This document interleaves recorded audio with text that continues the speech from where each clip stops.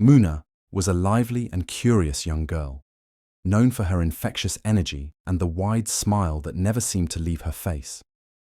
She was adored by everyone in her community, from the neighbors who often greeted her with a warm hug to the shopkeepers who always offered her a candy whenever she passed by. Muna's world was full of adventure, exploration, and most importantly, love. One of Muna's most cherished possessions was her special red shoe. It wasn't just an ordinary shoe. It had been a gift from her grandmother on her birthday, a gift that held deep sentimental value. The moment Muna opened the box and saw the vibrant red color of the shoe, she knew it wasn't just something to wear. It was something that carried her family's history. Her grandmother, who had always been a source of wisdom, told Muna stories about the shoe's origins. She said the red shoe had been passed down from generation to generation, each wearer imbuing it with their own strength and wisdom. It had once belonged to her mother, then her grandmother, and now it was Muna's turn to wear it. The red shoe wasn't just an accessory for Muna, it was a symbol.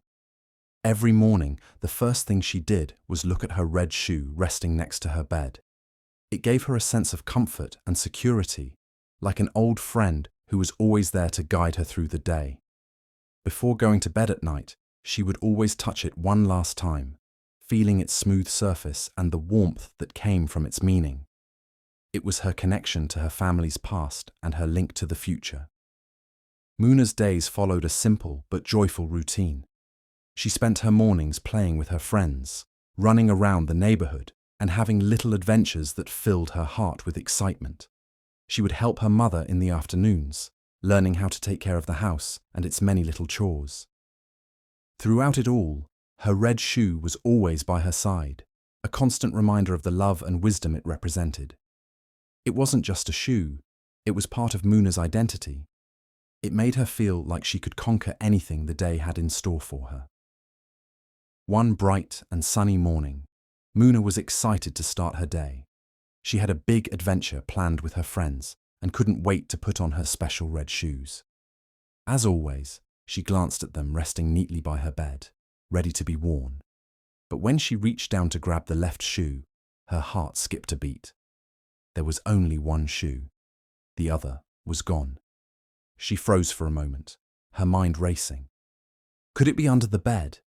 She bent down, feeling around for the missing shoe. Nothing. She checked inside her closet, even under the furniture in her room, but the shoe was nowhere to be found. Muna's sense of unease deepened as she scoured every corner of her house, calling out to her parents. She even went outside, thinking it might have fallen there by mistake. But still, there was no sign of her beloved red shoe. It was as if it had vanished into thin air. The more she searched, the more unsettled she became. The missing shoe wasn't just a piece of clothing.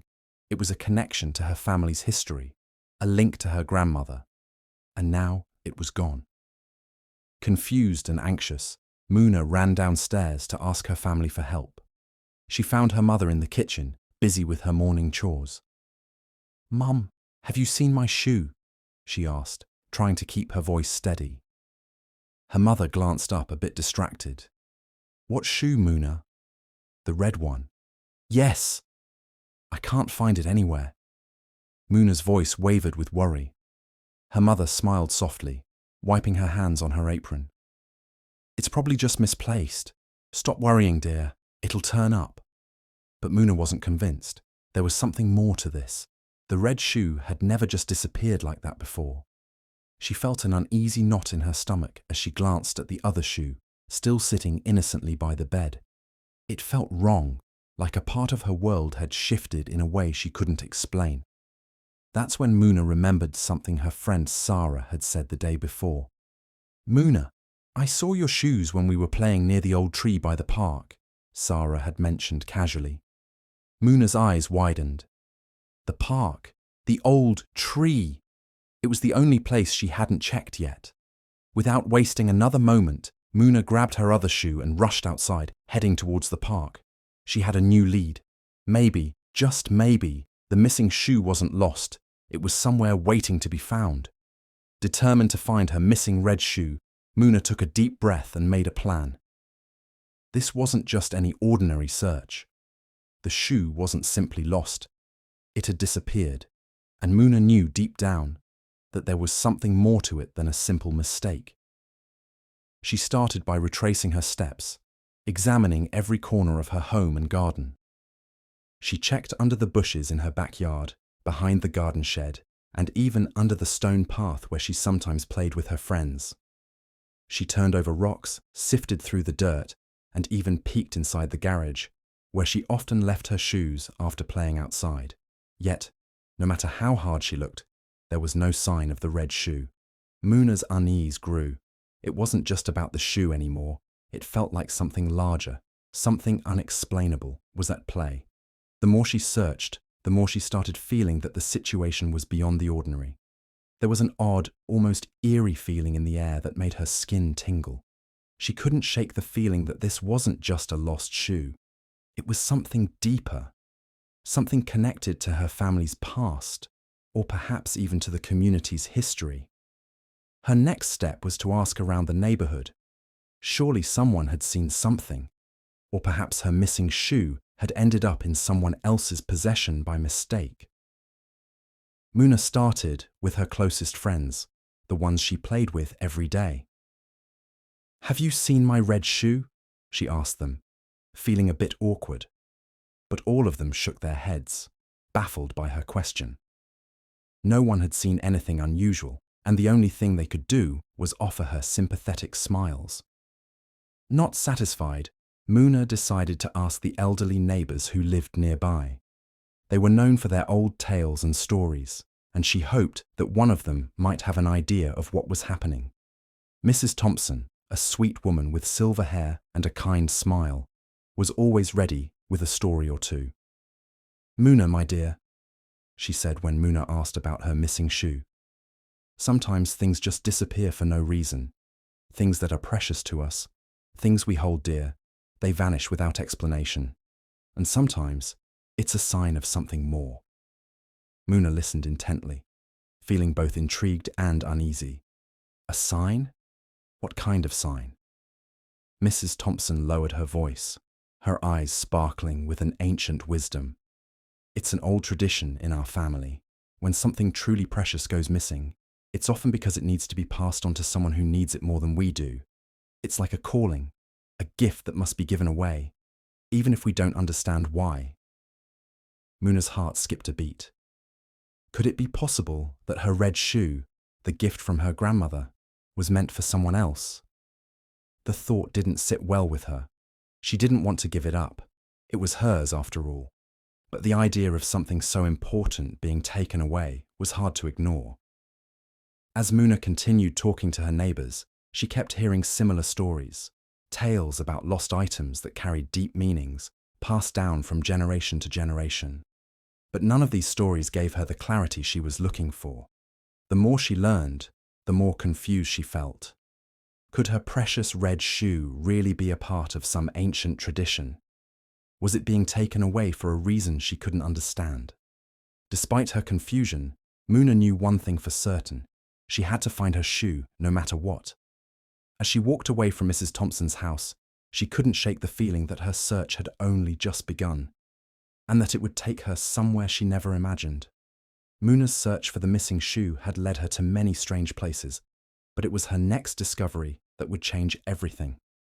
While rummaging through her grandmother's old belongings, tucked away in a corner of the attic, she found a dusty, weathered journal. It was bound in dark leather, and its pages had yellowed with age. Curious and eager for answers, Muna opened it carefully, feeling a sense of reverence for something that had once belonged to her grandmother. As she flipped through the pages, the familiar handwriting filled the pages, neat and deliberate. But one particular entry caught her eye, a passage written many years ago, when her grandmother was about the same age as Muna. The journal revealed a hidden truth about the red shoes. According to her grandmother's writings, the red shoes were not just a sentimental gift. They were a part of a tradition that had been passed down through generations. The shoes were meant to symbolize a rite of passage, a special moment in life when the wearer was ready to give a part of themselves to someone else. The red shoes had a deeper significance than Muna had ever realized. They were about growth, self-discovery, and the act of sharing what one holds most dear. Muna's heart began to race as she read on. Her grandmother wrote about an experience she had had when she was young, a moment when she, too, had lost one of the shoes. It wasn't an accident or a simple case of forgetting where she had put it. Her grandmother explained that the shoes had disappeared because she was ready to share them with someone who needed them more than she did. It was a tradition that marked the beginning of a new chapter in life, a moment of selflessness that could only be understood once it had occurred. As Muna continued reading, she learned that her grandmother had passed down the shoes many years ago, just as she had been ready to do now. The red shoes, it seemed, had a magical significance. They were meant to guide the wearer through life, but not just in the physical sense. The shoes were a symbol of what lay inside the person who wore them, of their character, their kindness, and their generosity. When the time came for the shoes to be passed on, it was because the wearer had reached a point in their life where they could share their most treasured possession, not just as an object, but as a reflection of who they had become. Muna sat there for a long moment, stunned by the realization. Her missing shoe wasn't just a loss, it was an invitation. The shoes weren't meant to be kept for herself alone. They were a part of a greater story, one that involved giving, sharing, and growing. Muna wasn't just being asked to give up a material possession. She was being called to embrace the deeper meaning behind the shoes, to share the kindness, love, and wisdom her grandmother had imparted to her. Muna now understood that the disappearance of her red shoe was not a sad event. It was a call to action. The shoes had guided her to this moment, and it was time for her to let go of them, to pass them on to someone who needed them as much as she had. She felt a sense of peace wash over her, knowing that this journey wasn't about losing something. It was about discovering something far greater. Muna's mind raced as she sat with the journal in her hands. The pieces of the puzzle were finally coming together. The red shoes, which had once felt like an inseparable part of her, now represented something much greater than a treasured possession. The shoes weren't just a gift from her grandmother. They were a symbol of love, sacrifice, and the passage of time. Muna understood now that sometimes the things we hold most dear are not meant to stay with us forever. They serve a purpose in our lives, teaching us lessons along the way, and when the time comes, we must let them go. It wasn't about losing something. It was about giving someone else the opportunity to experience the same love and joy that the shoes had brought her. With a newfound clarity, Muna made her decision. She would no longer search for the red shoe to reclaim it. Instead, she would trust the process and let the shoes find their rightful place, where they were needed most. The shoe had left her not out of misfortune, but because it had a purpose that Muna was only now beginning to understand. Days passed, and Muna found herself reflecting on the journey she had undertaken. She'd learned so much, not only about her grandmother's legacy, but about the true nature of possessions. Muna had been holding on to the shoes because they represented comfort and familiarity, but now she realized that their significance was much deeper. The red shoes weren't just a material object. They were a lesson in how to love selflessly, in how to grow beyond our attachments, and in how to recognize when it's time to give rather than to keep. Then, one sunny afternoon, as Muna was walking through her neighborhood, she saw a familiar face, a younger girl, Aisha, who lived just a few houses down. Aisha had always admired Muna's shoes and often mentioned how much she liked them. Muna noticed that Aisha's face seemed especially downcast that day, her eyes filled with worry.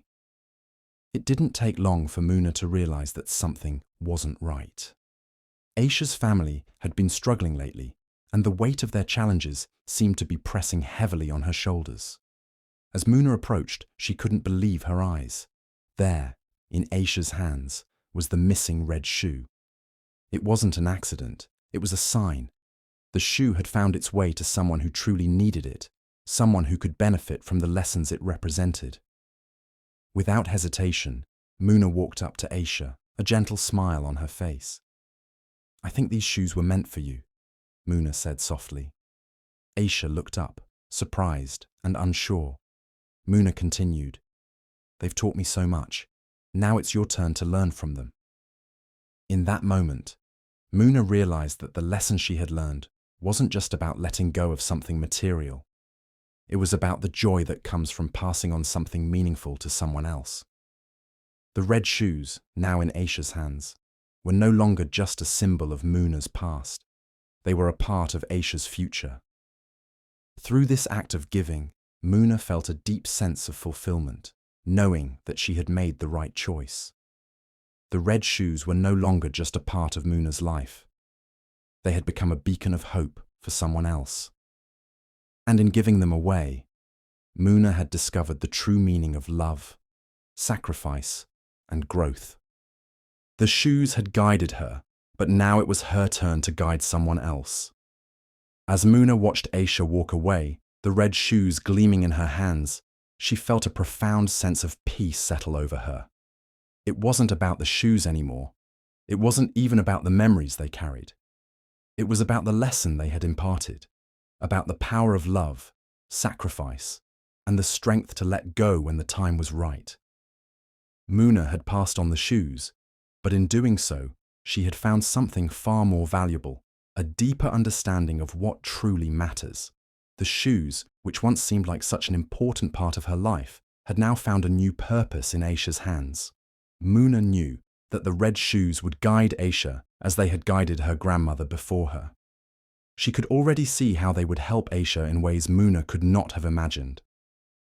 As Muna returned home, she felt light, as if a burden had been lifted. She had given up something precious, but in doing so, she had gained something much more valuable, a new perspective on the world. Muna now understood that love and kindness were the true treasures in life. The red shoes had served as a reminder of the importance of letting go, and Muna was forever changed by the lesson they had taught her.